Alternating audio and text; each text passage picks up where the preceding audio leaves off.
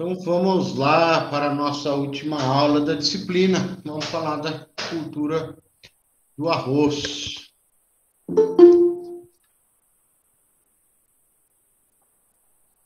Boa tarde, Rogério. Então vamos lá, as regrinhas de sempre, o material do arroz está lá. Eu gosto de ler essa frase aqui, ó. Veja só a importância da cultura que nós estamos falando. Nenhuma outra atividade econômica, quem está falando é esse cara aqui, de baixo, aqui, Ronald Canto. Nenhuma outra atividade econômica alimenta tantas pessoas, sustenta tantas famílias e é tão crucial para o desenvolvimento de tantas nações. A produção de arroz alimenta. Boa tarde, Thiago. Veja aqui, ó, a produção de arroz alimenta quase que a metade do planeta todos os dias e fornece a maior parte da renda para milhões de habitações rurais e cobre 11% da agricultura da terra arável do planeta. Ou seja, né, nós estamos aí de frente à principal cultura mundial. Não é a soja, não é o milho, não é nada, é o arroz. A principal cultura mundial é o arroz. É presente aí no prato do mundo inteiro, né? Diferente do que a gente falou de feijão, que é um prato nosso. O arroz é um prato mundial, né? De importância aí, como essas frases aí disseram, né? Veja, metade do planeta se alimenta de arroz todos os santos dias e cobre 11% de toda a terra agricultável do planeta, né? Nós estamos aqui. O Tiago, ele passou um zap aqui. Beleza, obrigado. Ele tem um outro compromisso, não vai vir. Beleza, valeu. Então, o Brasil, ó, nós estamos longe de estar entre os grandes, mas somos o terceiro, oitavo. China e Índia. A China produz 200 milhões de toneladas de arroz por ano. A gente produz aqui, ó, 11 milhões, quase 12. Esse ano, 11.500. É arroz adoidado, hein? Pega aqui a China e a Índia, são os países que consomem, né? O Japão também consome muito. Tem uma outra tabela aqui que fala em termos de consumo. Mas tá aí, nós somos o oitavo maior produtor de arroz no mundo. Veja aqui a evolução da produção, né? Aqui de 1976 até 2020. Veja que 8 milhões e meio de toneladas, agora nós estamos na faixa aí de 10,5, 11 milhões de toneladas por ano no Brasil. Aqui um dado que eu acho curioso, veja que a área plantada desce e a produtividade sobe. Olha, mesmo gráfico de 76 a 2020. Por que vocês acham? Vamos lá, com a cabeça para pensar. Vamos imaginar o que acontece. Vamos falando, deve ter vários motivos aí. Por que a produtividade, ó, porque quanto porque assim, você tem que produzir 10 milhões, certo? Certo. Agora, a área está descendo e a produtividade está subindo. Professor, boa tarde. Ô, Thiago. Eu acho que um dos fatores é o crescimento populacional. Não, aqui é a produtividade, quilos por hectare. É tecnologia, né, professor? Então, mas Tecnologia empregado, né? o motivo de ter aumentado a produtividade, não sei se foi isso que o senhor perguntou, se foi essa pergunta. Como é que é, Thiago? Fala essa segunda parte, eu não ouvi. O senhor questionou o motivo do crescimento da produtividade, certo? Eu não sei se a resposta que eu dei seria, uma das respostas seria essa, o motivo, né? Seria o crescimento populacional, ou é outro tipo de pergunta que o senhor fez? Então, o aumento da população aumenta a produção, né? A produção de arroz aumenta de acordo com a população. Desculpa, deixa eu pôr no no mundo aqui. A população aumenta. Aí aumenta a produção. Agora, a produtividade, né? O que produz por área. O Guto aí falou, tecnologia. Tecnologia, é verdade. Até pelos anos aqui, ó, olhando pelo gráfico. Mas é verdade também. Vamos então, discriminar mais, detalhar mais. Que tecnologia? Vamos dar alguns exemplos aí. Quais tecnologias? Duas delas são principais. Eu acredito que seja a irrigação. É uma das principais. E a outra?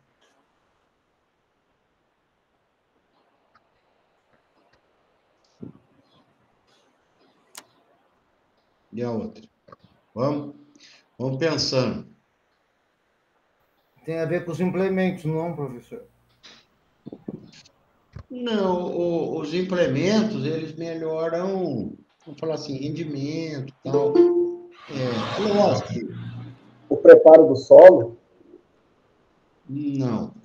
Não.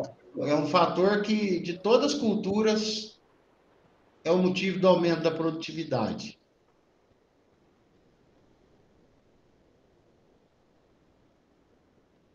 Boa tarde, professor. Ô, Antônio, boa tarde. Caralho, professor, dá mais uma dica aí, cara. É relacionado à planta. Não. Acidez, não. Acidez Por causa daquele negócio do espaçamento entre as plantas, para aumentar a produtividade. Não é técnica de manejo. Eu estou fazendo vocês pensar, porque essa resposta é responsável para todas as culturas do aumento de produtividade. Pergunta, professor. Quem falou junto deu eco. Eu e o Raul falamos. Pergunta? Ô, professor, algum produto, sei lá, algum fertilizante, alguma coisa? Não. Trator? Será que tem a ver com a semente, com a resistência da transgenia, assim, da semente? Eu acho que é trator, né? A tração, alguma coisa assim. Acho que o professor está querendo chegar em alguma questão de implemento. Eu acho. O Antônio trabalha com isso, Antônio. Eu estou perguntando. Ô, Antônio, o que faz aumentar? O arroz, dois fatores fazem um aumento da produtividade. No caso do arroz específico, a irrigação é um deles. Aí tem um outro que aumenta a produtividade de todas as culturas. Estou dizendo assim, não de um ano para o outro, ao longo de décadas, né? Que nem nós estamos vendo esse gráfico aqui, ó, de 76 a 2019, 2020, que tem tido um aumento de produtividade, né? Então, a longo prazo, né? Que quando a gente fala assim, adubação, tá, legal, adubação se adubou, esse ano ainda tem um aumento. Mas esse aumento duradouro a longo prazo que vai subindo, o que é? Você trabalha com isso, Antônio? O aumento de produtividade, nós trabalha com isso, é aumento de variedades, né? Novas variedades. Isso aí. Novas variedades, tá? Eu deixei bastante tempo aqui para vocês sempre lembrarem dessa resposta, quando vocês verem lá, que ao longo de décadas, né? A produtividade de toda a cultura de soja, de arroz, de algodão. E o cruzamento também, né, professor? Entra o cruzamento de plantas, né? O cruzamento vai dar novas variedades, né? Então a resposta novas variedades. Aí você pega uma variedade que produz mais, cruza o pai com a mãe, sai a filha, sai de boa produtividade. Isso aí. O que faz melhorar toda a lavoura a longo prazo, que é realmente aumento de produtividade, é o melhoramento genético. Por quê? Porque eu digo assim, a irrigação, se você parar de irrigar, vai diminuir a produtividade.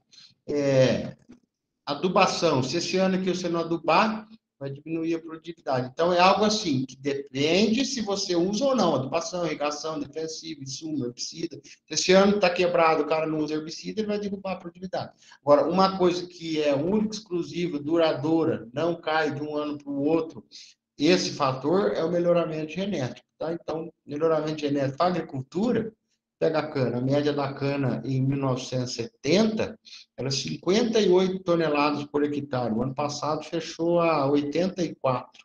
Olha, de 58 para 84 toneladas por hectare. Melhoramento genético. Tá? A soja, produzia 2.000, hoje produz quase 4.000. Melhoramento genético. O arroz, ó, de 1.500, hoje produz 7.000. O arroz não só é o melhoramento genético que fez aumentar 7 vezes, tá? É o sistema de irrigação utilizado hoje. O arroz, ele não tinha cultivares brasileiros, eram todas cultivares, até a década lá de 85, 80, por aí, só tinham cultivares americanas, que eram importados para o Brasil. Aí começou-se o programa de melhoramento da Embrapa, a Embrapa Arroz e Feijão, que é a mesma lá do feijão, e começou a fazer novas cultivares adaptadas ao Brasil. E depois das cultivares adaptadas, começou a fazer as adequadas aos sistemas de irrigação, que nós já vamos falar já nos próximos slides. Então, aqui, ó, os maiores consumidores de arroz, os asiáticos, né? Índia, China e o resto da Ásia. Então, quem mais consome arroz é asiático. Os japoneses, todas as comidas japonesas lá vai arroz, não vai ter aquele bolinho de arroz. Eu não gosto de comida japonesa, eu nem como. Mas tem lá, tem aquele bolinho que fica dentro da folha lá com arroz dentro, é o salmão com arroz dentro. Os asiáticos comem arroz o dia inteiro, né? E além disso, a população da China e a Índia, né? Então, é um alimento barato, proteína barata, e nós somos comedor de arroz também, ó, porque a gente só perde, primeiro, ó, a gente só, nós comparando aqui, tá com essa fatia aqui, é restante da Ásia, o continente. Aqui é um país, aqui é um país, aqui é a África. Depois vem nós, ou seja, depois da China, Índia e de alguns continentes, nós somos os maiores comedores de arroz do planeta. Veja, a Europa inteira, com uns 30, 40 países da Europa, lá come 5 milhões. O Brasil, um país, come 9 milhões e meio. Ou seja, ó, e o restante da América do Sul come 7 milhões. América do Norte, 4 milhões. O Brasil, sozinho, come mais do que toda a América do Sul e do Norte. Por isso que nós comemos arroz agora há pouco, antes de vir para a aula. Então, aí, ó, o Brasil é uma produtor e consumidor fora da Ásia, né? Ninguém pega a Ásia. A Ásia é os arrozeiros lá. A gente produz 11, consome cerca de 12. Aí que, né, vem aquela imagem, então a gente importa 1 milhão todo ano. Não, não é bem assim, né? Porque tem aquelas estoques, tem de um ano para o outro. Também a produção nossa fica toda no Brasil. 75% está lá no sul. Cerca de 2 milhões e meio de hectares, gira aí ao torno de 4 bilhões de dólares por ano. 30 mil rizicultores. O que é rizicultor? Produtor de arroz. 350 mil empregos diretos. Então, ou seja, é uma baita de uma lavoura importante, né? Rizicultor, tá? O produtor de arroz é o rizicultor. Do algodão, quem lembra? Do algodão é o cotonicultor. Do arroz é o rizicultor. A cultura do algodão chama cotonicultura. Do arroz chama rizicultura. Mas é isso aí, ó. E onde? Então tá tudo no sul. Todos os estados, todas as regiões produzem, né? Mas o sul é olha aí, 70%, isso aqui é do ano passado, 7 milhões de toneladas vem do Rio Grande do Sul. O estado de São Paulo não se caracteriza como grande produtor de arroz. Veja aqui, né? Como a gente está longe, né? Do Rio Grande do Sul, Santa Catarina, né? Mas é o Rio Grande do Sul, né? No Rio Grande do Sul, quem anda lá, igual a gente aqui não fala assim, pô, só tem cana, aquele povo que não gosta da cana, né? Fica olhando lá, só tem cana, lá no Rio Grande do Sul só tem arroz. Para onde você olha, você vê arroz.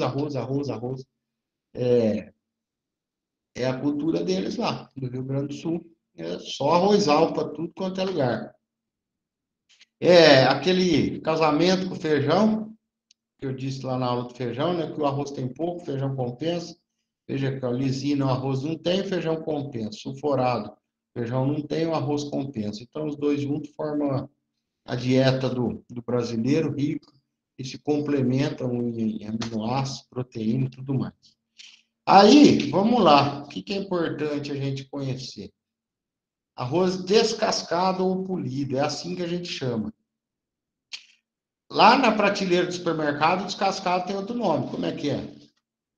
Lá na prateleira do supermercado tem um arroz polido, que é o arroz branco, e o outro é o arroz integral. Isso aí, Guto. Arroz integral. A gente chama de arroz descascado, né? Ele vira integral quando chega lá na prateleira. Mas para nós, produtores, nós da área, né? São dois, arroz polido e arroz descascado. Aqui é o da foto, né? O arroz descascado, como o próprio nome diz, né? O integral é um nome comercial, porque tem o pão integral, tem o sei lá o que integral, barrinha integral. Então eles chamam arroz de integral, mas na verdade é um arroz que foi só descascado, tá? O integral do arroz é isso aí, ele só foi descascado. O arroz, o grão, ele tem essa coloração escura, o arroz não é branquinho. Por lá no arrozal, você vai tira uma casquinha do arroz, você vai ver que ele é marronzinho, a cor natural dele. Aí o que a gente faz? O que o brasileiro quer? Que pule. Então passa no processo de polimento, um desgaste da parte de fora do arroz até chegar no miolinho. O miolinho é branquinho. Então, na verdade, a gente come um arroz polido por máquina. É uma máquina que tem rolinho. Põe lá na frente, lá nos últimos slides, nós vamos ver. Tem bastante slide, tá, pessoal? Tá aqui 160 slides, mas mais de 100 aí é foto, tá? A aula do arroz é mais simples um pouco. Então, lá nos últimos slides, mostra a máquina lá de polir arroz, mas são uns rolinhos, assim, abrasivos, que o arroz cai lá e fica batendo nas lixas, assim, até lixar. E, nesse processo de polimento, você perde o nutriente. Onde é que estão os nutrientes? Onde é que ficam as fibras? Ficam logo embaixo da casca. Essa parte escura. Quando você pule, você tirou toda a parte nutritiva. Você tirou as fibras, você tirou muitas vitaminas e minerais que ficam logo embaixo da casca. Mas o brasileiro quer assim. O brasileiro quer produto bonito aos olhos, né? Come primeiro com os olhos, depois com a boca. É o caso do açúcar. O açúcar não é branquinho, açúcar... Ué, é só a gente pensar, o mel não é escuro? O mel do açúcar, o melaço não é escuro? Como é que o arroz está branquinho? Processos de industrialização, né? Só a gente no mundo que come esse arroz, esse açúcar refinado. Agora tem um que é mais refinado ainda, né? Que é só farinha. Vocês já viram um açúcar assim de confeiteira lá? Eu não conhecia, mas é um pozinho assim, parece uma farinha de açúcar. O que é isso? Ô, Marcos, já vai. Essa é tratamento, refino, você vai refinando com produto, com máquinas, até chegar ao açúcar refinado lá, que é o menos puro que existe. É o mesmo caso do arroz, você vai pulindo, fica branquinho, bonito, do jeito que a gente quer. Mas é o menos puro, é o menos... Não que tenha produto químico, não é isso. Ele é só polido mesmo, mas perde muito nutriente. Mas o brasileiro, com essa mania de querer comer com o olho, né? E muitas vezes perde aí todo o valor nutritivo do alimento. Ô, Marcos, pois não. Professor, o senhor falou aí do açúcar, ele fica branco, né? Ele não é branco. Por que ele fica branco? Chama sulfitação. É um tratamento de cor que dá, que vai clareando. Eles colocam cal, não é isso? Então, não é cal, é sulfito, é SO3, SO3. É um produto que dá clareamento. Agora, assim, é química, né? É um clareamento químico. Isso. Tem Professor, no caso, uma das químicas que eles usam lá não é o enxofre? O enxofre que deixa branco, né? Então, o enxofre é parente de sulfato, né? Assim, o enxofre, ácido sulfúrico é enxofre. É isso aí. No caso do arroz, eles lixam ele, né, professor? Lixo. Não vai nenhum tipo de Não, química, não, né? Só lixa mesmo. exatamente. No açúcar, para formar o cristal, ele quando põe. Vocês vão ver lá na disciplina de cana, quando der aula de fabricação de açúcar, vocês vão ver que quando põe o mel na centrífuga, lá na indústria, aí a centrífuga roda e dá uma branqueada, por quê? Porque separa o mel do cristal. Agora, o cristal pro refinado, aí é a sulfitação que vai clareando. Ou seja, em termos de. Não estou dizendo que faz mal, não. Estou nem falando, faz mal comer açúcar, não. Estou dizendo que passou por tratamentos, né? Não faz mal. Não é tanto de açúcar que a gente come, fosse fazer mal, já tinha morrido metade da população, mas o mais puro é o açúcar mascavo, o açúcar demerara, o VHP. Depois entra o refinado e agora tem o refinado, que é aquela farinhazinha. Então, o arroz, voltando aqui, ele não passa por tratamento químico. Ele é polido, ele é lixado. E aí perde, né? Veja aqui, ó, perde 83% da gordura no arroz polido, a gordura boa, né? Aquela gordura saudável, né? Não a gordura animal que faz mal ao colesterol. Fibra, veja aqui, ó, perde 70% da fibra quando você faz o polimento.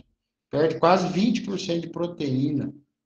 Olha as vitaminas que perde. Perde 80% de tiamina, 50% de riboflavina, 60% da cianina, que são vitaminas do grupo B que se perde quando faz o polimento. Ou seja, o arroz integral, ou o arroz descascado, é muito mais nutritivo, é muito mais completo nutricionalmente, tá? Mas vai convencer a turma a comer, né? Em casa, se eu pôr um arroz integral na panela, acho que vai todo mundo almoçar fora. Ninguém come. E quer saber? Nem eu também. Uma época eu tentei comer também, mas não adianta, né? Se todo mundo comer, você come. Mas é diferente. Aí tem o tal do arroz parboilizado. Hoje está aparecendo aula de culinária.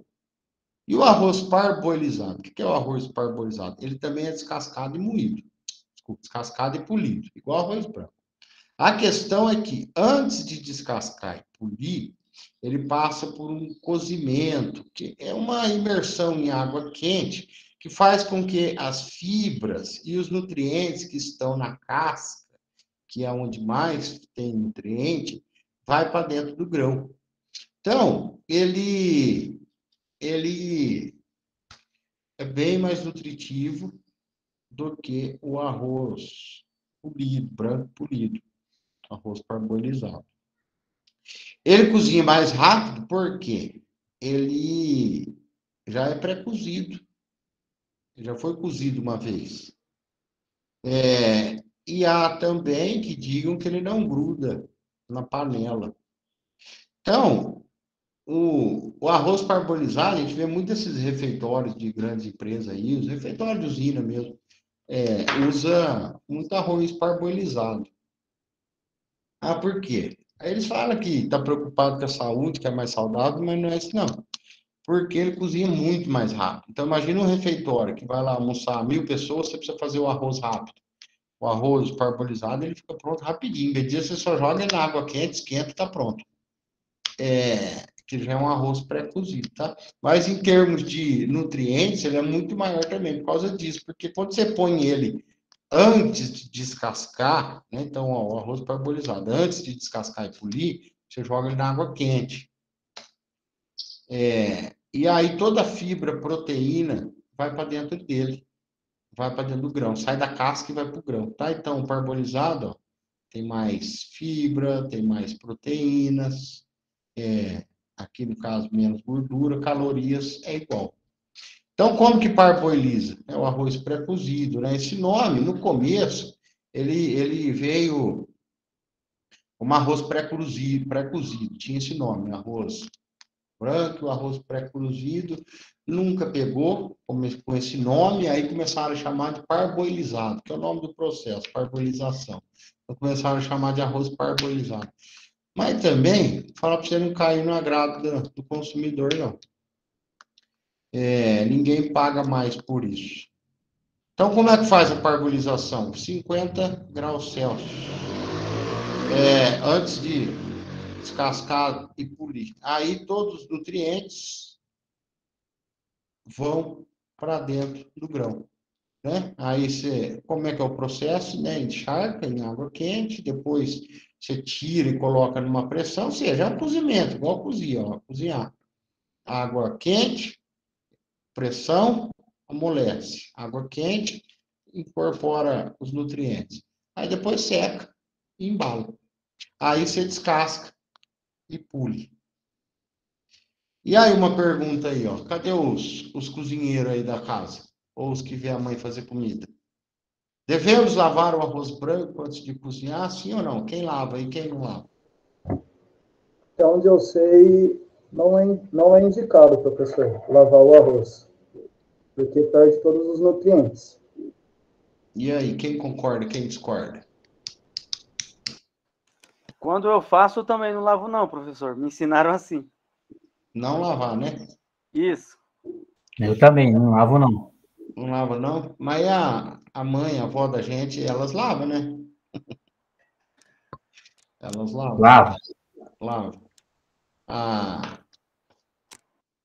Mas o certo é o que vocês falaram aí, não é correto lavar arroz, exatamente o que vocês já disseram aí, ó, que ele está desprotegido, quando você lava, você está perdendo todos os nutrientes, todas as vitaminas, que o quê? Que estava do lado de fora. Aí, outra coisa, fala também que o arroz gruda quando lava, depois de cozido. E aí a outra pergunta aqui, então, o que é aquele pozinho branco que fica? A avó, a mãe da gente, lava arroz para aquele pozinho branco, né? O que é aquele pozinho branco? É o amido do arroz, professor? Aquele pó branco? É um amido, mas esse amido veio de onde? Aí já não sei te dizer, não. Que não seria os nutrientes? Com um grão com o outro? O acúmulo? O pó? Eu faço umas perguntas que é meio difícil de responder assim. Que eu falo assim, aquele pó branco do arroz é o arroz que foi lixado. Você não lixou ele? Você lixa, levanta o pó do próprio arroz. Então, aquele pó, em muitos casos, ele é mais nutritivo que o próprio grão, porque ele é aquele pozinho que estava em volta. Ele é aquela camada que estava em volta. Aquela camada que estava em volta, embaixo da casca, é aquela parte mais nutritiva, que o parbolizado incorpora, que o nutriente, que o integral não tira. Então, aquele pozinho é aquela parte saudável que estava por lá de fora. E mais nutritiva, mais vitaminas, os nutrientes. Então, quando você lava, você está lavando as vitaminas, você está tirando toda os nutrientes, né? Do arroz. Então, você não pode lavar. Não pode, quer lavar, lava, mas o ideal é que não se lave, né? Dura é convencer a avó da gente, a mãe da gente, a não lavar, né? Mas não se deve lavar, não. Aí elas podem falar assim, mas eu tenho medo, né? Tá sujo, tem micro-organismo, vem lá do campo, tem bactéria. Aí você pergunta para a mãe assim, falou, mãe, quando o bebê nasce, a gente vai dar água na mamadeirinha pro nenê, o que a médica manda fazer? Ferver. O médico fala, não, você ferve uns 5 minutos, 5 ou 10 minutos, você ferve a água 10 minutos, se tiver alguma coisa. Você deve ferver, né, para dar para criança recém-nascida, você tem que ferver a água, para dar lá na colherzinha. E aí, quando você ferve a água, você mata tudo, mata. Uai, você não vai ferver o arroz, vai ficar lá 15, 20 minutos fervendo?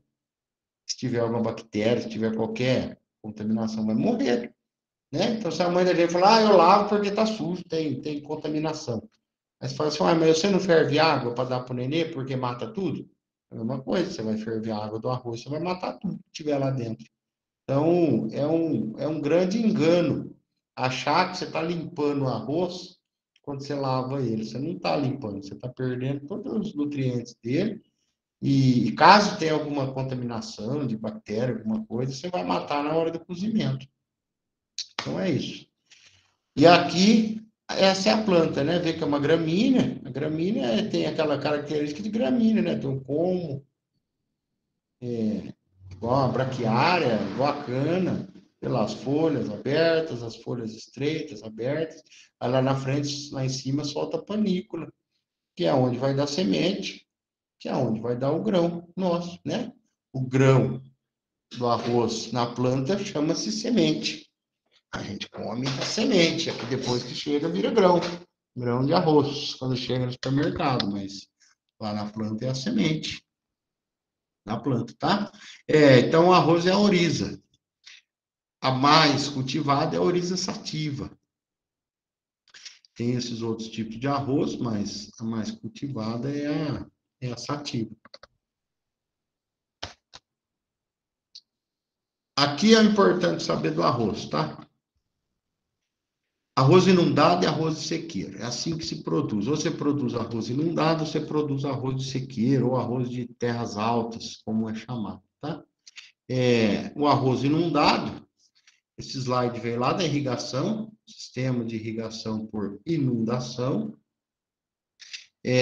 aonde tem esse aqui, sistema por inundação, e é assim que planta arroz, dentro da água, inundado.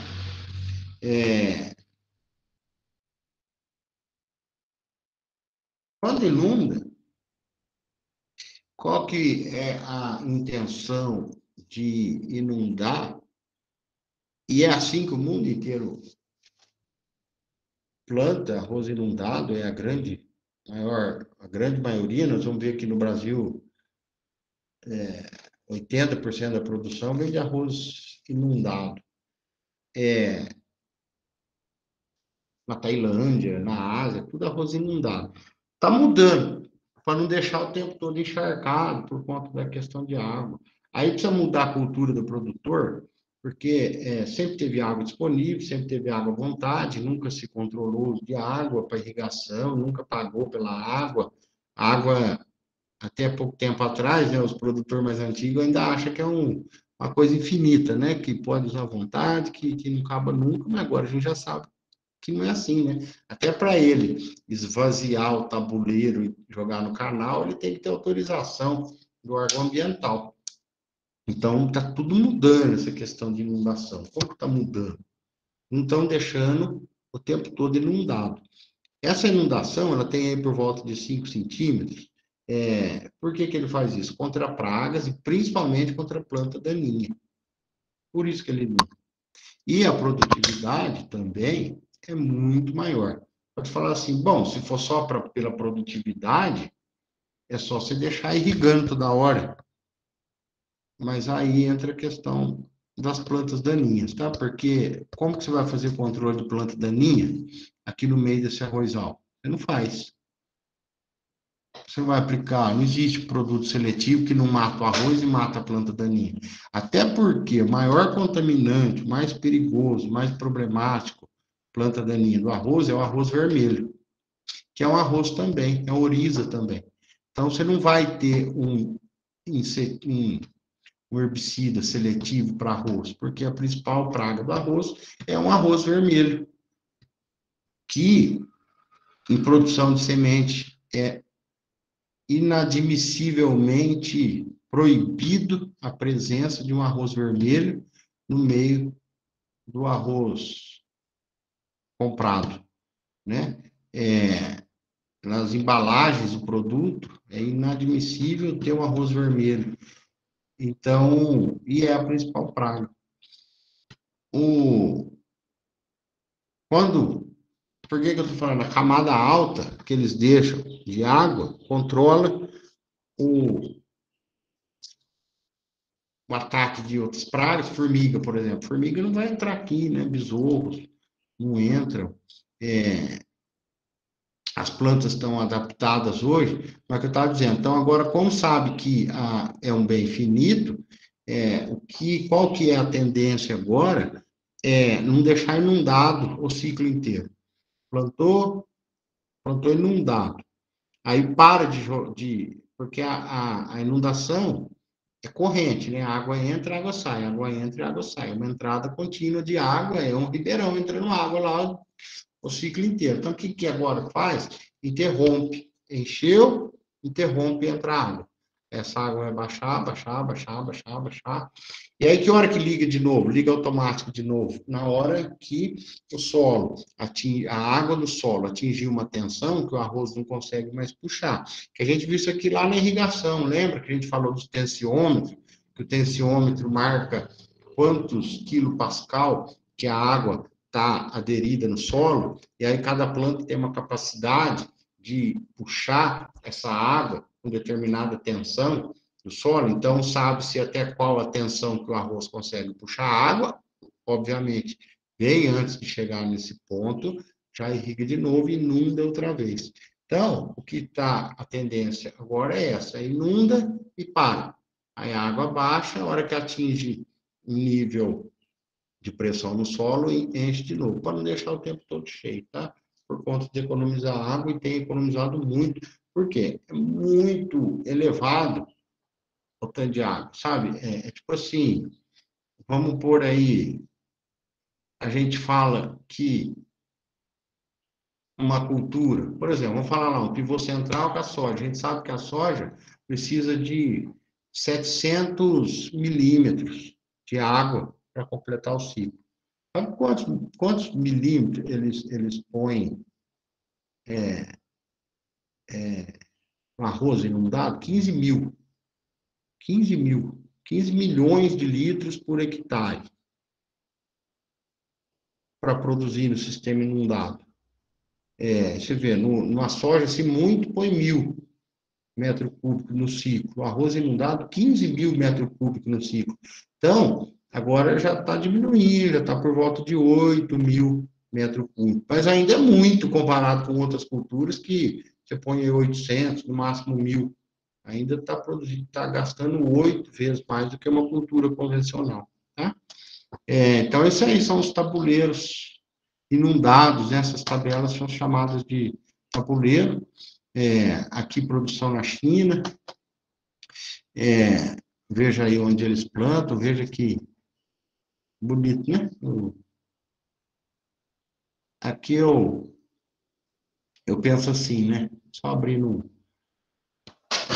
um parênteses, né? Que a gente... que eu vejo, não, o que eu estou pensando aqui comigo, né? Tá plantando no morro, né? No Brasil pode plantar no morro? Não pode.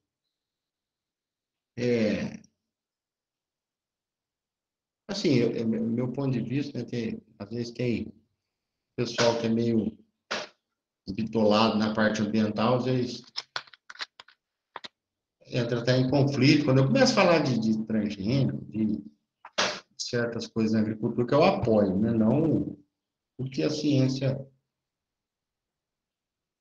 Mas eu penso assim, por que a lei não permite plantar no morro? por conta da degradação do morro. Claro que tem toda a degradação ambiental, né? Tal. Mas esse cara aqui, ele preserva o morro, ele não quer que esse morro desmorone. Aqui é o ganha-pão dele, o cara ele quer que mantenha assim, né? Ele é o maior cuidador do morro, que é ele. Né? Aí na nossa... Eu falo, tem 2 pesos e 2 medidas. Quem conhece Minas, quem conhece plantação de café em Minas, é tudo no morro. Quem conhece vinicultura, né, uva, lá no sul, é tudo no morro. Que mais? No Nordeste, cana-de-açúcar, é tudo no morro. Aqui, se você chega com a cana perto do morro, o fiscal já está ali de olho, né? Tem toda aquela regra, né, a regrinha para plantar no morro. Se for morro com menos de 100 metros de altura e menor que 45 graus, né, que é mais ou menos assim, você pode plantar 1/3. Se for mais de 45 graus, você não pode plantar nada. Se for mais de 100 metros de altura, você não pode plantar nada. Ou seja, mas fica nessa, né? Tem região que planta. É a mesma coisa. Vou falar mal da Piracicaba e do Antônio. Vou falar mal não, porque minha família é toda daí. Mas só para a gente ilustrar, né? A PP, lembre-se, sempre que a gente fala PP, é aquela área de preservação de recurso hídrico, né? Beira de rio, sempre é PP. Reserva legal é a reserva florestinha que a gente larga lá dentro da fazenda. Aquela florestinha é a reserva legal, que a lei manda deixar. Sempre que a gente fala PP, a gente está falando dos recursos hídricos. Proteção de rio, nascente, olho d'água, tudo mais. Tem a regra lá, né? De rios com mais de 50 metros, tem que ser 100 metros de APP, né? Pega cidades, Piracicaba, a cidade inteira está dentro do rio. Se for lá agora na Rua do Porto, lá, você senta na mesa do barzinho, no barranco do rio. A avenida passa ali na Rua do Porto, está 10 metros do rio. Uai, se for não podia, né? Pega Barra Bonita. Barra Bonita está dentro do Rio Tietê também. Ali você tinha que ter no mínimo, no Rio Piracicaba, no Rio Tietê, você tinha que ter no mínimo 100 metros, sem nada, preservado, né? Mas 100 metros é um quarteirão e está dentro do rio, né? Então, sempre tem 2 pesos e 2 medidas, né? O café é planta no morro. Se você chegar com a cana perto do morro, você toma uma multa lascada. Tem todas essas, sempre 2 pesos, 2 medidas. A gente não pode, mas veja aqui na China. Olha lá, eles plantam no morro, olha aqui, ó. Tudo plantio no morro. Está estragando o morro? Eu gosto da agricultura e, para falar a verdade, eu acho que esse morro está até mais bonito que o morro de lá. O plantio aqui, né? Então, esse cara aqui está cuidando do morro. Então, é isso. Aqui, as plantinhas de arroz aqui, ó. Tudo arroz inundado, né? Tudo tabuleiro aqui, que legal, né? Ele joga aqui no primeiro, enche, cai no segundo, enche, cai no terceiro, e vai lá para o rio lá embaixo. E assim sucessivamente, e assim vai. Então, o plantio de arroz é inundado. A grande maioria no mundo, tudo. Então, tem todas as particularidades de plantio inundado, preparo de solo inundado. Nesse slide também é lá da irrigação, a inundação, ó, tem o canal, entra por um sifão, e inunda a área, né? Então, ó, tem um canal, pula para dentro do tabuleiro, essa água tem que ser corrente, ó, atravessa o tabuleiro, a quadra, sai do outro lado, atravessa, sai do outro lado e volta para o dreno novamente, né? Aqui, ó, desce aqui pelo canal, desce o canal secundário, cai para dentro do tabuleiro, da quadra, e desce, retorna para o canal, vai para o dreno e vai para o rio. Então, veja aqui, ó, 2 raízes, do arroz sequeiro e do arroz inundado. Perguntinha para ver se vocês estão aí acordados. Essa raiz aqui, ó, é do arroz sequeiro ou do arroz inundado?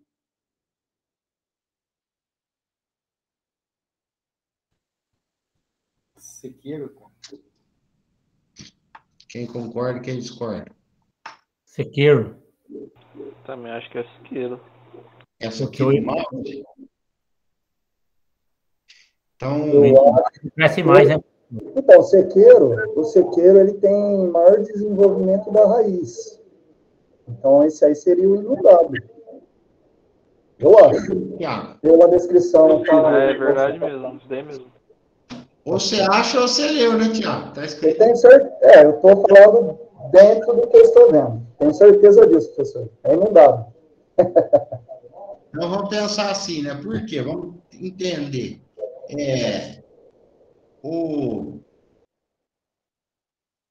Quando ele está dentro da água, ele não precisa crescer a raiz para beber água, né? Ele não precisa se aprofundar, porque está tudo ali na boca dele. Água, nutriente que já está na água, está tudo ali. Então, ele não perde nem tempo crescendo raiz, né? Então, verdade. O arroz inundado, a raiz dele quase que não desenvolve. Ele está tudo ali na boca. Porque toda hora tem água, né? Toda hora tem água, então a raiz, né, a planta se adapta, né? Eu lembrei agora das caixinhas de planta de cana de 50 células, né? Ponhava em cima de umas telhas, e aonde a telha parava a água, a raiz não saía para fora, e aonde não tinha água, a raiz saía para fora procurando água. Aí, tá vendo? É inteligente a planta, né? É verdade. Então é isso. Aí pode vir aquela dúvida, né?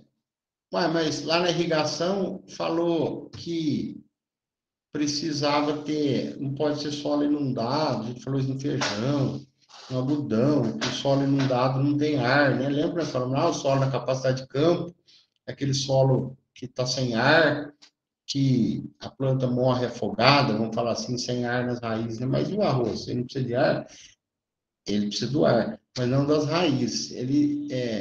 Quem já pegou, um dia, vocês peguem essas plantas aquática, ou mesmo arroz inundado, vocês veem que no caule, é aquele caule, ele é fofinho, assim, ele não é cheio.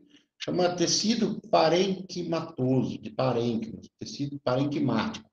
Esse tecido parenquimático ou parenquimatoso, ele forma, ele é um tecido, assim, que fica cheio de ar. Não tem uns capim que a gente pega aí e aperta ele, assim, o caule dele ele é oco por dentro. Então, é mais ou menos isso, né? Não é a mesma coisa, mas é mais ou menos assim. A planta do arroz, ela fica um oco por dentro dela, desde a raiz até no caule, fica um oco. E esse oco fica cheio de ar, chama aerênquima. Então, é um tecido que chama aerênquima, que é um tecido parenquimatoso, que é um tecido já cheio de ar. Então, a planta utiliza o ar que fica armazenado nesse tecido da planta, né? Ou seja, assim, ela pega o ar da atmosfera pelas folhas e vai enchendo o seu balão de ar, vamos falar assim, dentro dela. E aí ela consome o ar que está dentro dela, né? Não o ar da raiz. Então, a raiz não precisa de ar, porque ela tem essas células especializadas, que chama aerênquima, que formam um tecido, um bolsa de ar dentro da própria planta, tá? Então, olha aqui, ó, como que é a produção. Inundado, veja que curioso, ó. Esquece esse cultivo em várzea sem irrigação, que isso aqui é mixaria, não vale a pena perder tempo com ele. Mas, ó, cultivo inundado, 51%, cultivo sequeiro, 47%, que de área. Tá vendo? Em termos de área cultivada, tá metade. Metade da área cultivada é inundado, metade da área é terra alta.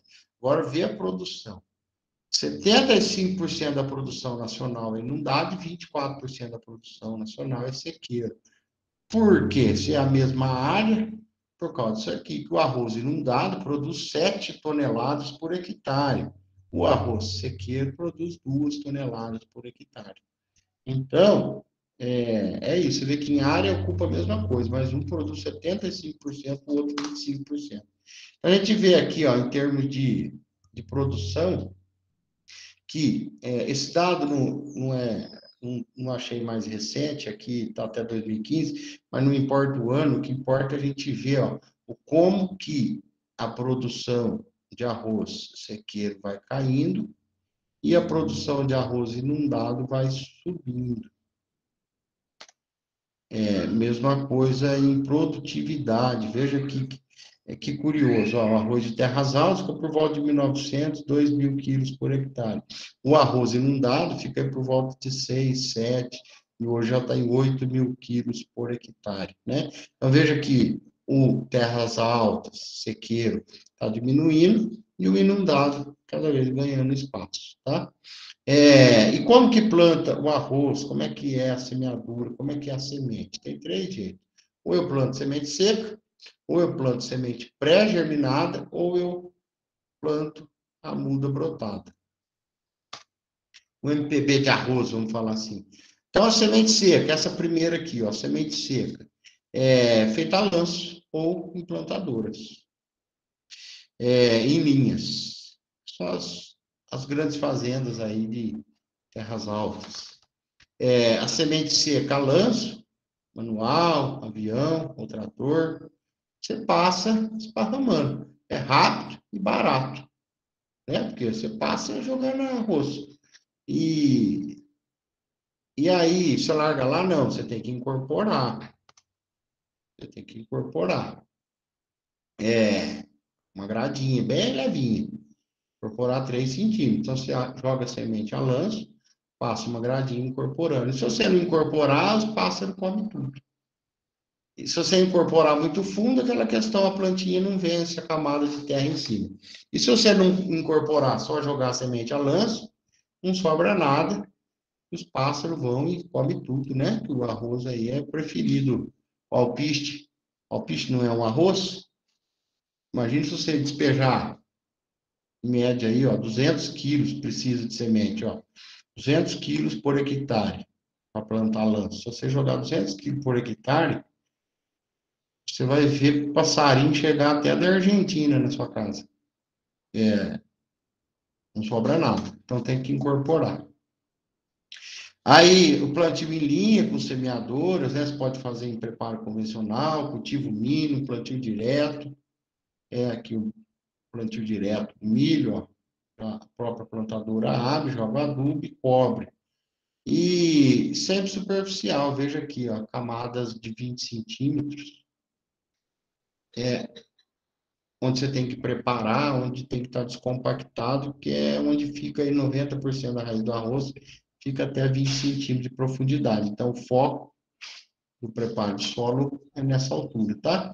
Então, de arroz sequeiro, a maioria é plantada em linhas, né? Pouco se planta a lanço em arroz sequeiro, né? O arroz sequeiro se planta em linhas com plantadora. Então, espaçamento aí, ó, entre linhas 17 a 20, 50 plantas por metro, dá uma média aí de 80, 120 plantas por hectare. E as quilos por hectare. E as sementes pré-germinadas, tá vendo na foto aqui, ó? Tá vendo que ela já está germinadinha? Isso aqui não pode passar de 2 milímetros. 2 milímetros, 3 milímetros. Por quê? Porque senão ele quebra muito fácil. Aqui já é a radícula. Aqui a raizinha saindo, do lado de cima já tem a outra parte do coleóptero saindo. Qual que é a vantagem aqui? É crescer rápido, né? Você já está jogando no campo, já semeia, já germinado. Então, rapidinho, você já fechou a sua área com plantas, né? Então, tem que ser bem miudinho. Aí você faz o plantio na área inundada. Semente pré-germinada não pode ficar no sol. Semente pré-germinada, você não pode fazer gradagem, que você estraga aquela pontinha que está saindo. Semente pré-germinada, você tem que jogar dentro d'água para ela nascer. Então, você tem que fazer o preparo do solo dentro da água aqui, ó. Fazendo a gradagem dentro da água. O solo não é porque está dentro da água que pode estar compactado. Ainda mais como você vai ter que nivelar esse solo para inundar, você forma uma camada compactada, você tem que vir com a grade, descompactando. E a semente pré-germinada você joga na água. No campo inundado, tá? Então tem lá, você precisa jogar 20 a 30 mais do que se fosse sequeiro, porque muitas daquelas mudinhas lá, que a raizinha para fora vai quebrar, você vai perder, então você joga uma média de 150 quilos por hectare, que dá em média 300 plantas por metro. Aí os canais de irrigação para fazer a inundação. Aqui, preparo de solo para receber sementes pré-germinadas. Olha aí, gradagem, lâmina, plana, tudo dentro d'água. Fazendo a gradagem para receber sementes pré-germinadas. Veja que eles põem um complemento na roda aqui para não afundar, né? Mas é um pouco diferente do que a gente é acostumado, né? Lá no Rio Grande do Sul é a praia deles, lá tem o IRGA, Instituto Rio Grandense do Arroz. É muito forte, igual que para nós, eles têm aí a Copercana, a Coplacana, a Socicana, a Associação dos Plantadores de Cana. Lá no Sul é tudo, esse IRGA é muito forte, Instituto Rio Grandense do Arroz. Então é a rotina deles, essas coisas que para nós aqui é um pouco diferente. Então, a semente pré-germinada, como é que você pré-germina? Você deixa na água, aí 36 horas, né? Você deixa lá germinando na água, aí você colhe e faz a distribuição a lanço, já no solo encharcado. Tem cultivares específicos para isso. Aqui a foto meio feia. Esse aqui é um campo de produção de sementes pré-germinadas. Aqui a sementinha pré-germinada. Essa aqui já está até passando de 2 milímetros. Né? Essa aqui ainda está nos 2 milímetros, ou seja, essa aqui é mais difícil de quebrar, mesmo assim quebra. Mas aqui já está passando. Mas essa aqui é a sementinha pré-germinada. Você joga a lanço dentro da água. Aqui fazendo plantio de sementes pré-germinadas. Você voa com o avião, passando por cima dos tabuleiros inundados. E aqui um tabuleiro inundado, germinado, com sementes pré-germinadas. Veja que fecha completamente, né? Você joga aí 500 sementes por metro quadrado, 300 quilos. Veja que aqui não existe linha, entrelinha, não tem nada, né? Aqui é um tabuleiro inundado, tabuleiro d'água, cheio de água, cheio de planta. Então, uma perguntinha, vocês estão aí. Se eu tenho uma área de sequeiro, eu quero plantar inundado, posso? Pronto, plantei sequeiro a vida toda, agora eu quero mudar para inundado. E aí, posso pegar qualquer área e inundar? Sim ou não?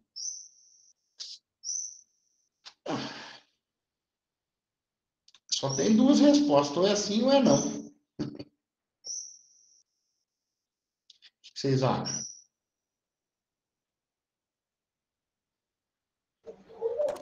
Eu acho que não, professor. Porque o solo não é compatível. Ele é aeróbico, né? Essa diferença aí do arroz inundado. Como é que é, Thiago? Você acha que a área dá ou não? Eu acho que não, porque ele é arroz plantado tipo. Eu não lembro falar, eu não lembro a palavra, desculpa. É em terra seca, falando em outras palavras. Então,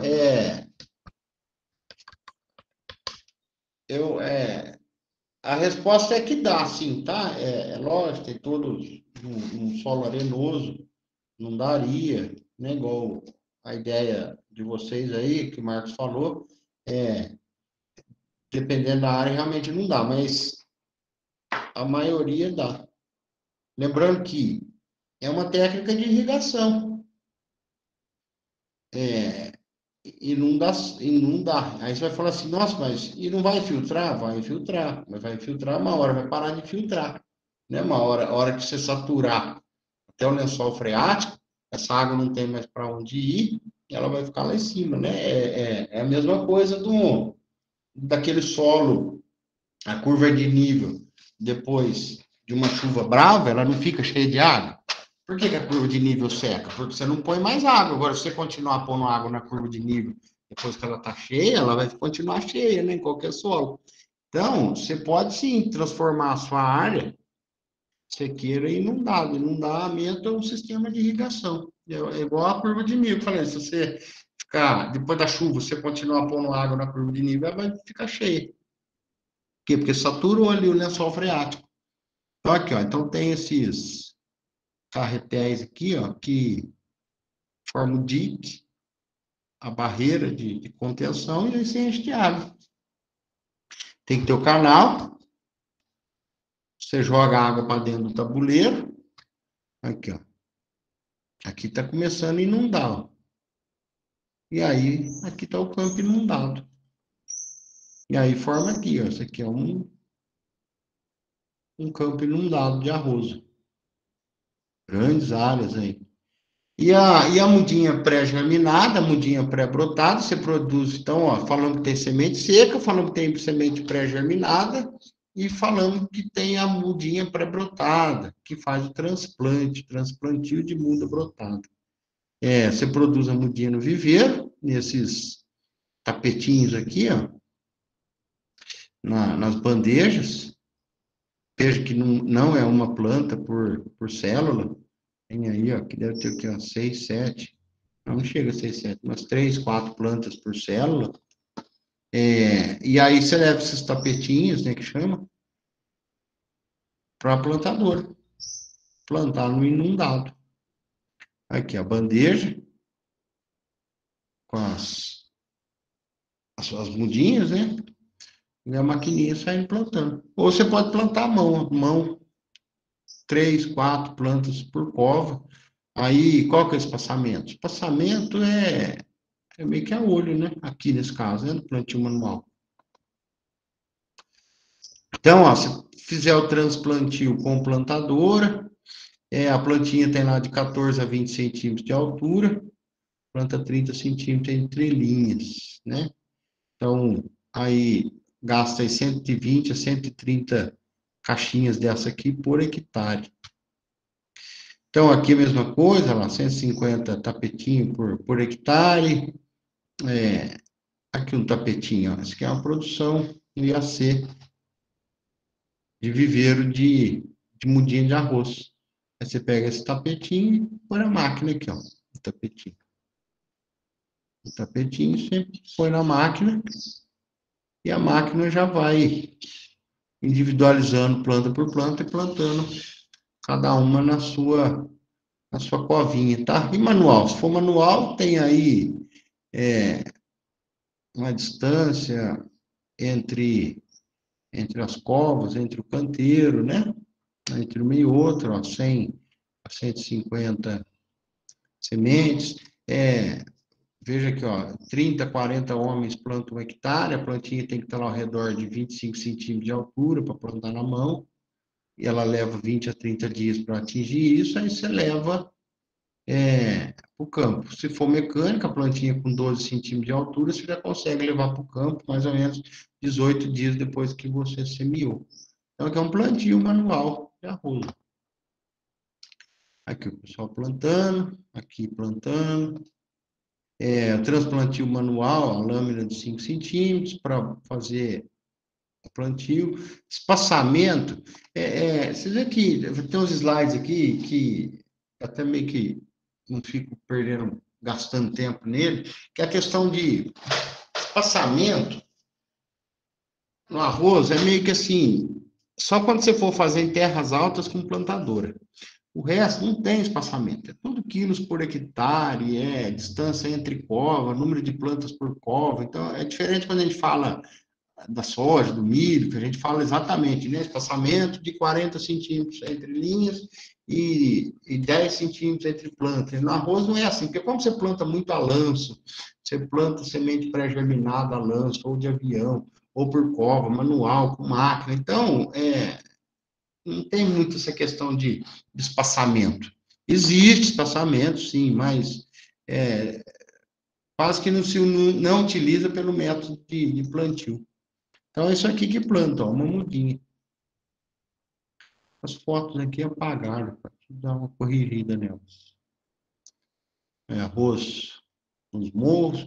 Água, nós também já falamos aqui na irrigação, tem que ser água de boa qualidade, em quantidade suficiente para atender a planta, para encher o lençol freático, ou seja, percolação, para as perdas que vão ter no canal por evaporação, e uma quantidade que circule nas quadras, né? Então, isso aqui nós falamos bastante, está na irrigação também, tem que ser de boa qualidade, e no caso do arroz, uma grande quantidade, né? Então, veja aqui, ó, 18 mil no passado, 18 mil metros cúbicos por hectare, para produzir de 2,5 a 3 toneladas de arroz. Hoje, 8 mil metros cúbicos por hectare para produzir 10 toneladas. Mas esse 8 mil é 8 milhões de litros por hectare, é muita água. 8 milhões de litros por hectare.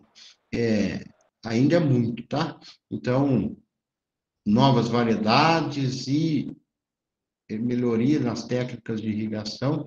E outra, alguma coisa precisa fazer urgente com esse arroz inundado para não se consumir a água nessa quantidade, né? É o que eu disse, você pega lá o milho precisa de 700 metros cúbicos, a soja, 800 metros cúbicos, o algodão, 600 metros cúbicos. Não é possível, você vai precisar pôr 8 mil metros cúbicos no arroz, né? Mas ainda está assim. Então, a necessidade, a pesquisa está toda focada nisso aí, para diminuir, né? Então, veja aqui, ó, esse aqui plantou, aqui, diferenciado, né? Ele plantou no sequeiro com plantadoras, porque está em linha. Porque ele já fez os diques de contenção antes de plantar, agora está inundando. Ou seja, ele plantou no sequeiro, plantou uma cultivar de inundado, plantou na condição de sequeiro, depois que germinou, logo na germinação, ele inundou e encheu o tabuleiro.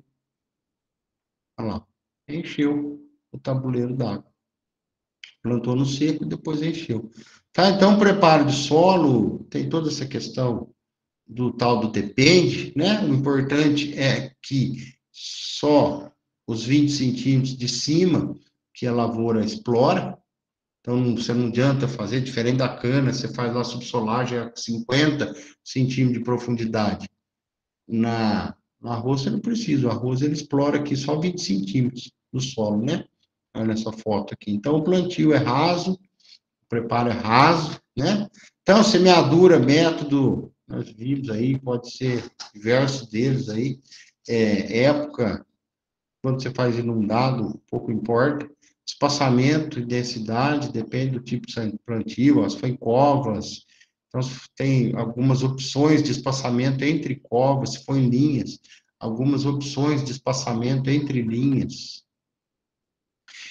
Profundidade de semeadura, depende do tipo de plantio, mas são rasos. Se você for a lanço, quando você está falando de plantio a lanço, não existe profundidade de semeadura, né?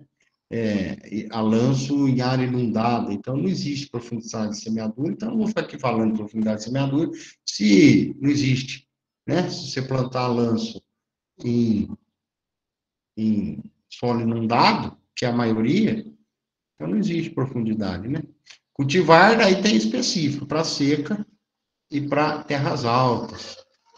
Pequenas propriedades, fazendo plantio manual, com as matracas ainda, plantadoras manuais de arroz, o adubo, semente, com grandes fazendas de produção de arroz, sequeiro, tem que ter bastante água, porque o arroz é muito sensível à seca, a planta que gosta de água, mas com altas produtividades também, sequeiro, em grandes propriedades, principalmente propriedades irrigadas, né?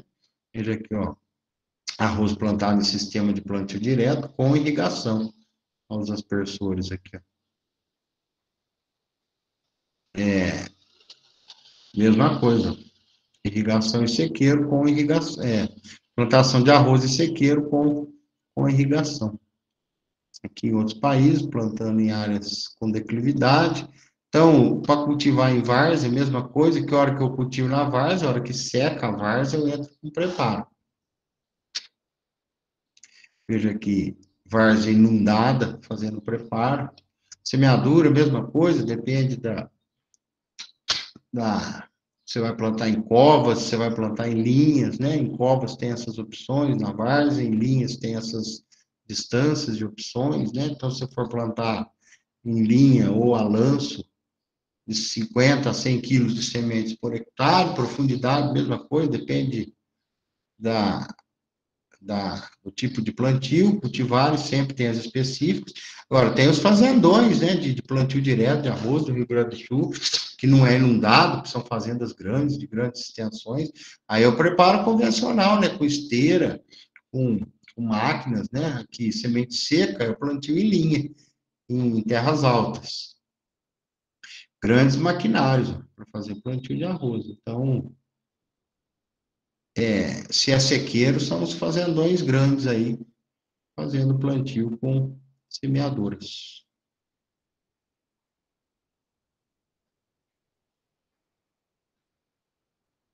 Mesma coisa, espaçamento do sementes, veja que o cultivo em várzea preparo de solo sempre, como eu disse, na camada superficial, né? Sempre terreno bem nivelado. Quando você consegue fazer uma irrigação por aspersão em terras altas, a produtividade aumenta muito. Os grãos melhoram muito na qualidade, né? Pivô central, no centro-oeste, por exemplo, tem altas produtividades comparadas com o Rio Grande do Sul. Se fizer terras altas irrigado com aspersão, com pivô, né? Veja que arroz com irrigação. Então, a gente vê grandes propriedades com arroz sequeiro e grandes propriedades com arroz inundado. Em termos de cultivares, né, como eu falei lá atrás, é a grande responsável eu passei meio, eu senti que eu passei meio, vocês perceberam, meio ligeiro aí a parte de preparo do solo, mas qual que era a ideia ali? A parte do plantio propriamente dito, né? Deixa eu centrar, porque eu sei que quando a gente vai passando os slides assim, falei, nem o professor não está nem aí, imagina os alunos, né? Não é que eu não estou aí com essa parte. Vou explicar assim, um resumão desses slides que eu fui passando. Você planta o arroz em sequeiro ou em área úmida, tá? Então, o preparo do solo depende do jeito que você vai plantar. A profundidade depende do jeito que você vai estar plantando, se é cova, se é linha, se é inundado, se é sequeiro, se é em várzea, se é em terra alta. Então, não tem muita níveis de detalhes tão precisos, igual quando a gente fala lá de espaçamento e das outras culturas anuais. Então, por isso que eu não fiquei perdendo muito tempo, gastando muito tempo ali nessa questão, né? Preparo de solo é sempre 20 centímetros, e aí é a metodologia de produção da fazenda, tá? Então, em termos de cultivar é o que eu sempre falo, né? É o jeito mais barato de se aumentar a produtividade, investindo em cultivares, né? Então, a Embrapa, quem faz novas cultivares, claro que para todos os quesitos, né? Mais resistente a praga e doença, produtividade, qualidade do grão, rendimento de grão, e, com certeza, o comportamento culinário, porque grãos soltos e macio com alto índice de expansão. O que é isso?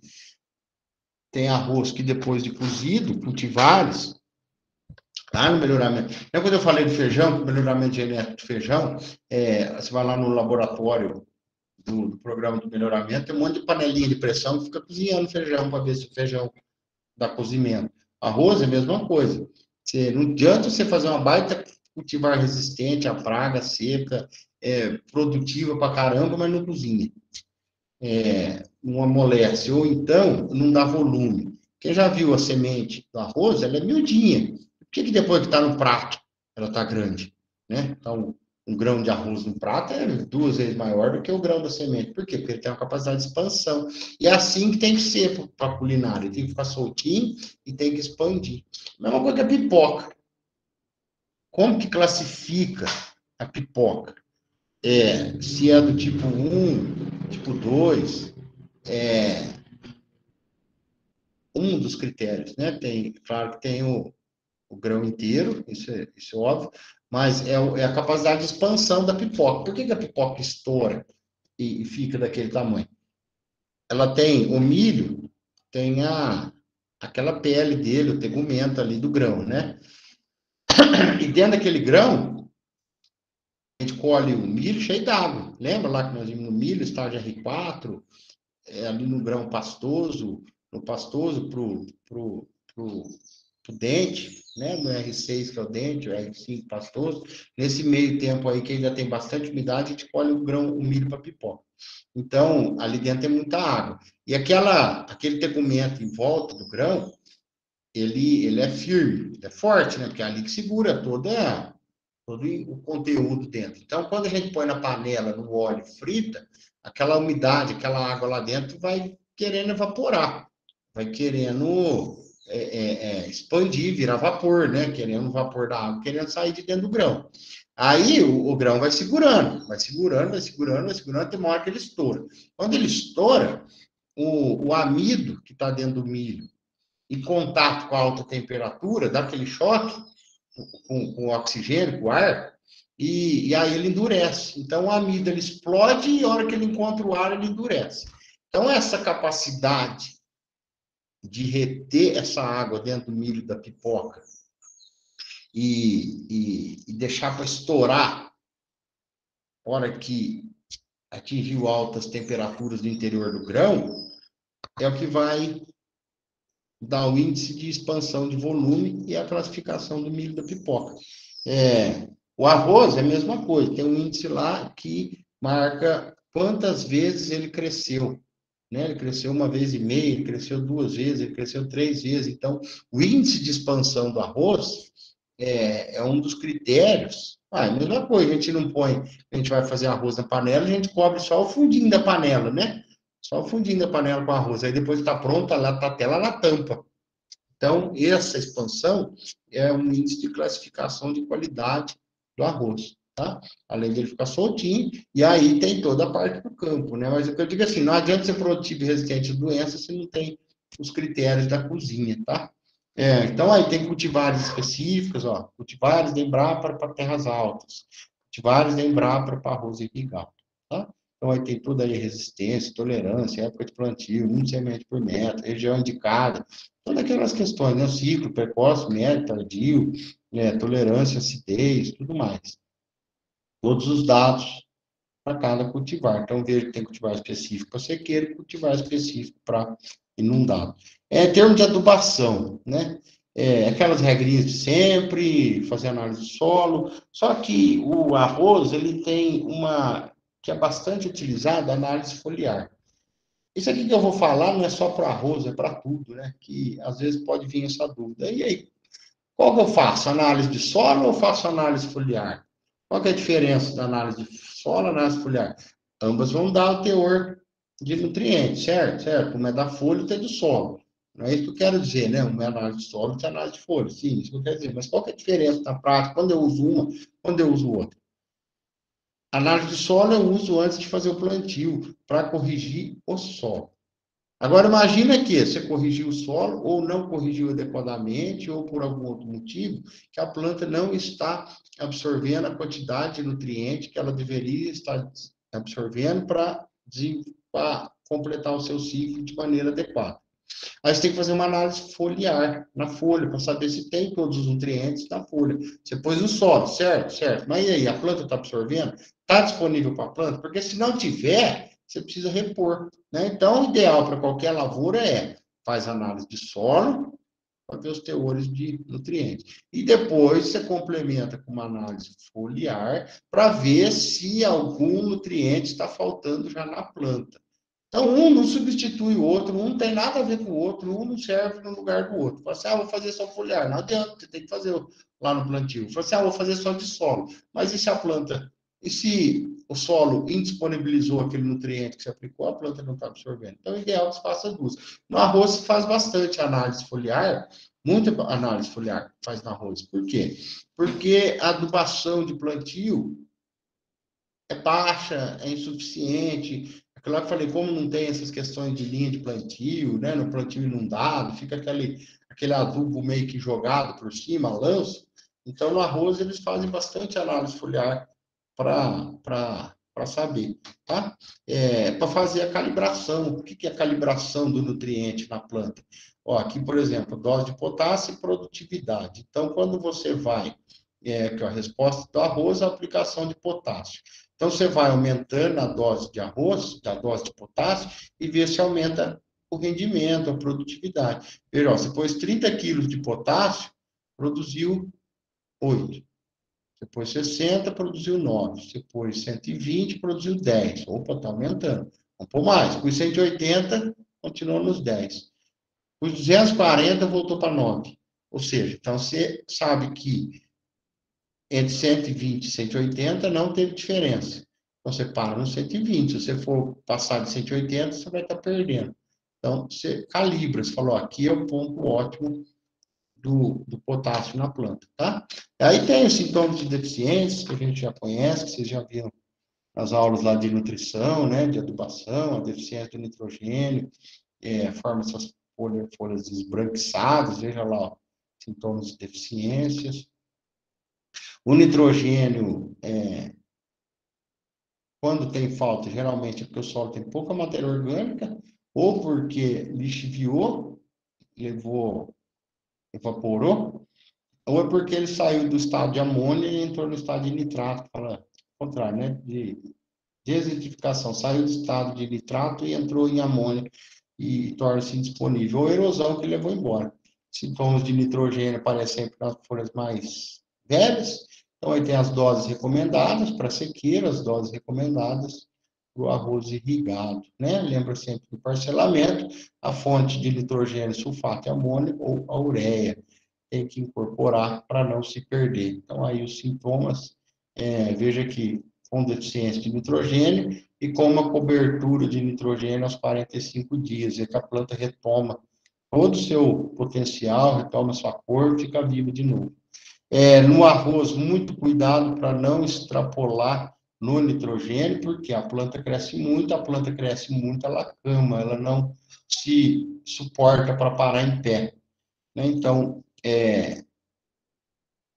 excesso de M no arroz, planta cresce muito com chuva e luz e ela tomba, de tanto que ela cresceu, então fica assim, ó, o acamamento da cultura do arroz, ó, acamamento do arroz. Fósforo, a mesma coisa, imóvel na planta, sintoma nas folhas mais velhas, reduz a função dele é fazer o perfilhamento, o fósforo, ele é móvel na planta, fósforo é móvel na planta, certo? Reduz o desenvolvimento de raiz, então aí as quantidades de fósforo para arroz, para sequeiro, o fósforo, sempre lembrando, tem que estar no meio solúvel, né, porque o fósforo, ele é imóvel no solo, ele é móvel na planta, mas imóvel no solo, então você tem que sempre aplicar fósforo numa formulação que seja bem solúvel, né. Veja a deficiência de fósforo, a planta não perfilha, não cresce, né? Principalmente não perfilha. Potássio é o mais, assim como o nitrogênio, é mais exigente, né? Porém, em áreas de plantio direto, o potássio volta na palha, então é mais raro a gente ter deficiência de potássio, mas quando tem, são aquelas cloroses e necroses nas folhas. Afeta diretamente as raízes, e aí as dosagens de potássio, né, para sequeiro, para irrigado, 30 e 40 quilos, sintomas de deficiência de potássio nas plantas. Cálcio, mesma coisa que eu disse lá no algodão, a gente tem que elevar o pH, a gente tem que aplicar calcário. Quando a gente aplica calcário, a gente está fornecendo cálcio, né? Então, como eu disse, as plantas nossas, dificilmente a gente vê sintomas de falta de cálcio, porque os solos nossos, brasileiros, são ácidos, solos ácidos, via de regra, né? Então, a gente utiliza muito calcário para corrigir acidez. Quando a gente utiliza calcário é cálcio, CaCO3, e disponibiliza cálcio para a planta. Então, quando a gente corrige, eleva o pH, a gente já fornece cálcio para a planta, que é fundamental para o desenvolvimento celular. Tá? Então, micronutrientes, mesma coisa, o principal cuidado no arroz é o zinco e ferro, que a sua deficiência causa grandes problemas aí na produtividade, tá? Então, aqui, sintomas de deficiência de ferro, sintomas de deficiência de zinco, essas folhas arroxeadas, sintomas de deficiência de magnésio, sintomas de deficiência de enxofre,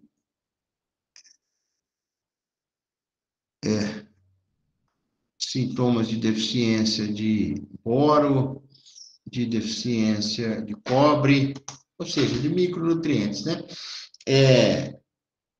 Ferro causa muita toxidez. E de onde vem esse ferro, né? Falou assim, mas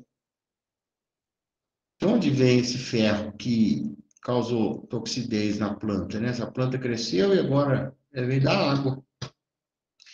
As águas nossas têm altos teores de ferro, né? Lembra lá na irrigação, quando a gente leu o rótulo da água, sempre tinha ferro. Então, as águas nossas têm muito ferro. E o ferro é tóxico para o arroz.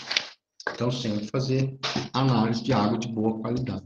Então, a receita de bolo de adubação para o arroz, para toda a cultura, mais ou menos funciona assim. Não, para toda não. Eu falo assim, toda cultura tem uma receita de bolo quando você não tem análise, né? Então, no caso do arroz, 250 kg de sulfato de amônio para fornecer o nitrogênio, 250 kg de superfosfato para fornecer o fósforo, 30 kg de cloreto de potássio para fornecer o potássio. Então, eu já disse isso aqui, planta daninha, o problema, a praga, a dor de cabeça, o que tira o sono do produtor de arroz é o arroz vermelho, tá? O arroz vermelho, na produção de sementes, dentro da legislação, não permite 1 grão dentro de um lote, de qualquer tamanho que seja esse lote. Se pegar um lote do tamanho do quarteirão, não é permitido 1 grão vermelho dentro de um lote de semente. É uma praga, a planta daninha muito, muito problemática no arroz. Então, mesma coisa, como eu disse, o arroz sequeiro, o arroz inundado, ele já está inundado já para não ter planta daninha, planta invasora. O arroz sequeiro é o grande problema com plantas daninhas, que causa tudo aquilo que a gente já sabe, né? Competição, tem praga, tem doença, né? Então, como que controla? Preventivamente, com semente pura, tem que tirar as plantas daninhas e utilizar herbicida no plantio de sequeiro, tá? Fungo, doença, a principal doença do arroz é o brusone, que é um fungo. Mas as cultivares nossas são bem tolerantes. É como se fosse a ferrugem, né? A brusone é a ferrugem, por exemplo, da cana. Aqui a foto até aparece, ó. É um fungo que dá na folha, mas as variedades, as cultivares de arroz hoje são bem resistentes com relação a isso. E manchas de grãos também, causado por fungos, né? Você faz o tratamento químico com sementes que esses fungos aqui desaparecem. Manchas, mesma coisa, né? Quando se faz o tratamento químico da semente, que essas manchas vêm lá do plantio. Mas as cultivares resistentes já têm eliminado bastante aí dessas manchas dos grãos, as manchas pardas. Aqui o fungo também, que dá no pé, problema para plantio sequeiro, mas também nós já temos cultivares resistentes, mas chama mal do pé, é um fungo que dá no pezinho da planta, né? Então, considerações aí finais para o arroz sequeiro, ele é menos exigente em insumo, é tolerante a ácido, por isso que ele está indo muito bem no cerrado, né? Então, onde está roxinho aqui, ó. Aqui embaixo o arroz terras altas e aqui o arroz irrigado, indo bem lá no centro-oeste. Então, as fases fenológicas do arroz é a vegetativa, reprodutiva e maturação. Então, não tem nada daquele V1, R1, R2, V3, aquelas coisas, não tem nada disso. Então, a fase vegetativa, que é quando a planta está crescendo. Aí entra na fase reprodutiva, que é quando está com o perfil. E aí é a fase de maturação, quando chegou na hora da colheita, tá? E aí eu já falo qual que é o ponto da colheita. Então, aí pragas, que é problema no arroz sequeiro também, lembre sempre disso, que um dos motivos de estar inundado, o arroz, que se inunda o arroz, claro, produtividade, mas e outro, que não dá planta daninha e nem pragas. Então, pragas e plantas daninhas e doenças é problema no arroz sequeiro somente, tá? Então, aí os cupins, percevejo, cigarrinha, lagarta, broca, todas essas coisas que comem a planta, que destroem o grão, é um problema no arroz sequeiro, tá? Colheita, que hora que eu colho o arroz? A hora que o cacho caiu, cacho pendente. O cacho, a panícula, ela é para cima, né? Aí chega uma hora que ela tomba, tem um desenho aqui, não tem aqui, ó.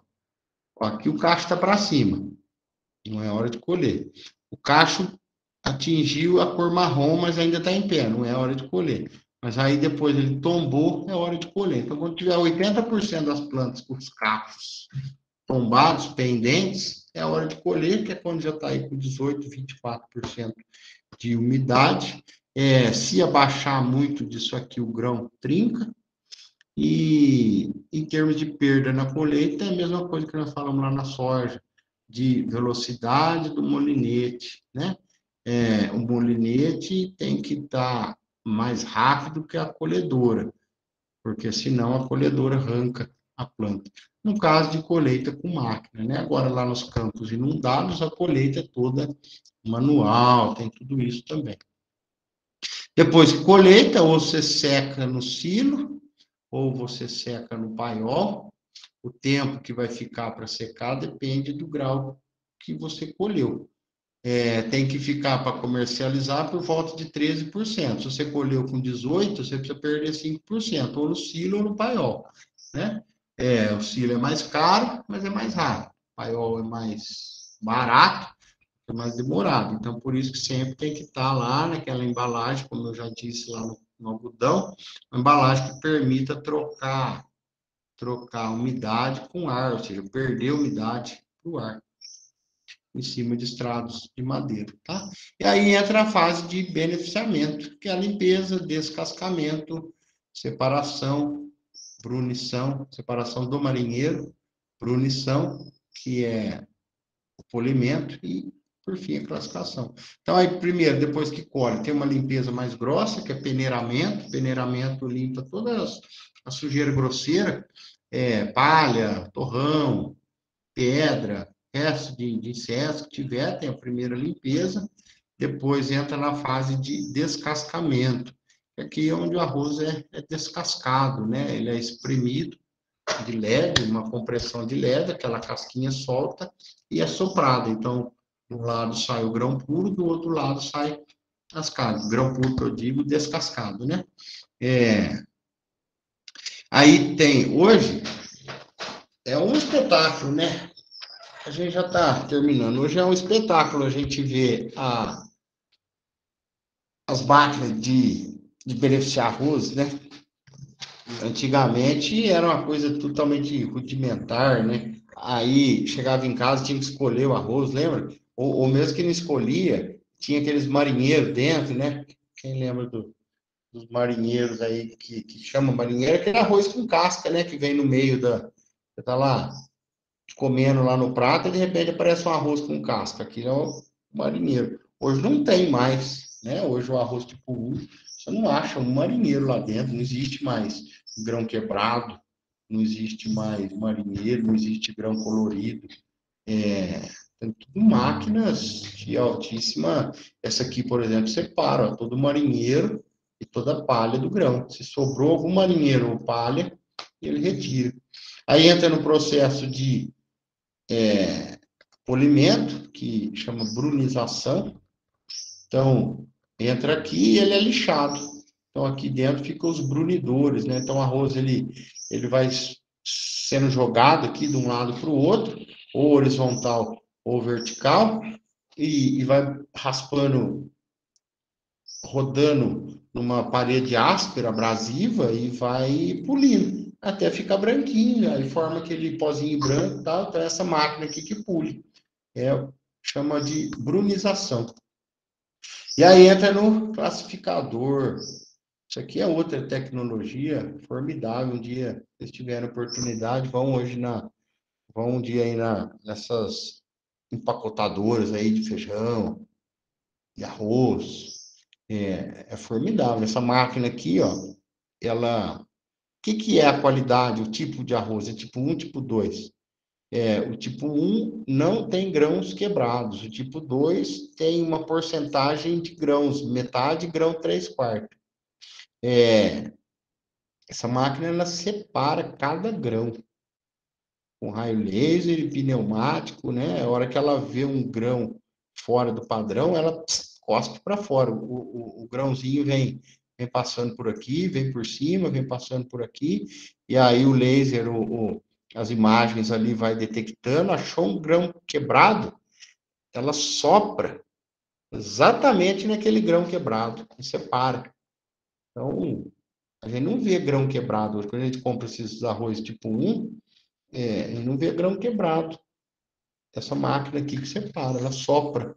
Ela viu um grão quebrado em meio ou quebrado em 3/4, ela sopra para fora da máquina. Olha o grau de tecnologia que nós estamos aí no beneficiamento de arroz. Aí está pronto para embalar, expedir e ir para a panela. Tem toda a recomendação aí do Ministério.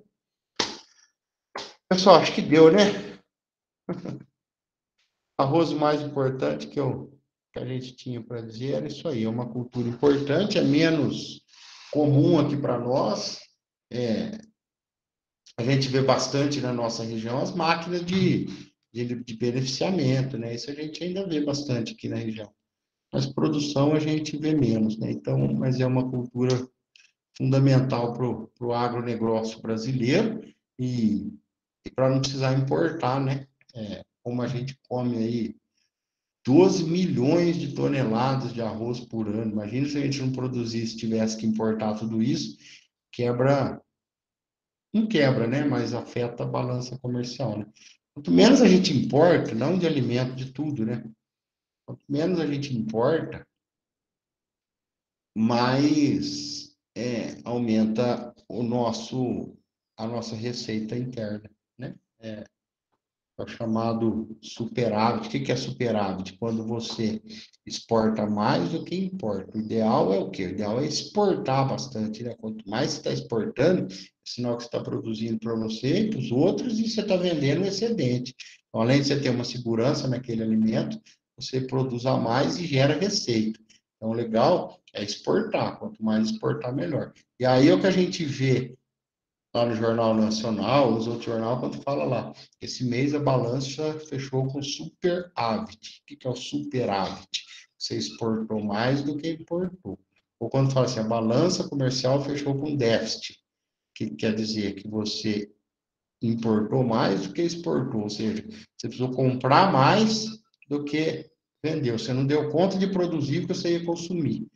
Então, isso não é legal. Quando você não é... Né? O legal é você produzir a mais e vender. Quando você produz a menos e precisa comprar, você chama déficit primário da balança comercial. Quando você produz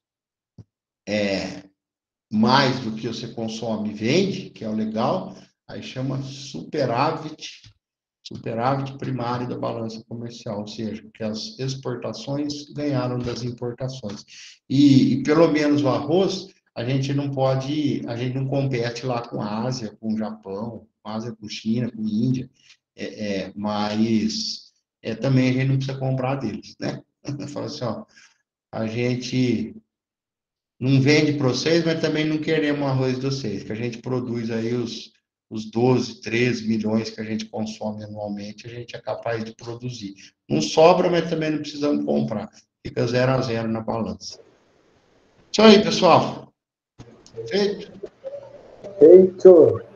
Pessoal, obrigado aí a gente passou alguns meses juntos aí, gostei de todos, vocês estão sempre presentes aí nas aulas, tá? Principalmente vocês aqui que estão, vocês 6 que estão aqui, e alguns que não estão, o Gilberto não está hoje, o Vitor não está hoje, mas a gente ganha amigos, né? Quando é isso aí, professor. a gente ganhamos amigos aí, as aulas boas. A turma e nem conhece todos, né? Tem gente que é da turma 51 que eu não posso chamar de amigo porque eu nunca conversei, eu nunca vi. Agora, vocês que estavam aí junto aí toda semana, então nós somos amigos, né? Agora nós somos todos iguais aí, não vamos ter mais aulas juntos, mas o ano que vem, com certeza, nós vamos nos encontrar lá na escola, vocês vão estar aqui, eu vou estar lá também. Nós vamos nos ver, conversar pessoalmente, como amigos e profissionais. Até semana que vem, vocês acabar a prova, e eu sou professor ainda.